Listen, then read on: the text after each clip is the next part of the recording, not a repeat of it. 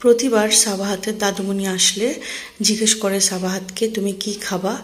তো সাবাহাত বাচ্চাটা বলে যে তার যেটা খেতে মন চায়। তো এবার হচ্ছে সাবাহাতের দাদুমণি চলে যাবে আগামীকালকে, তাই আজকে জিজ্ঞেস করলো সাবাহাতকে তুমি কি খাবা।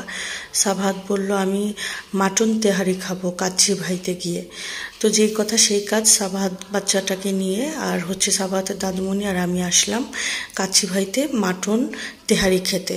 তো কাচ্চি তো অনেক খেয়েছি, কিন্তু মাটন তেহারি দেখে খেতে ইচ্ছে করলো এর আগের বাড়ি। তো ভাবলাম যে হচ্ছে খাই। তো তেহারিটা ভালোই ছিল, মাংসের পরিমাণটা আরেকটু হলে বেটার হতো, কিন্তু ওভারঅল খেতে ভালোই লেগেছে। 260 টাকা করে পার পারসন।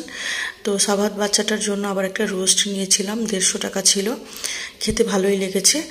আর দুষ্টু বাচ্চাটা তো সবসময় বোরহানি পছন্দ করে, সাবাহাতের দাদুমণিও পছন্দ করে। তো মালাই কাচ্চিটার দাম ছিল 100 টাকা।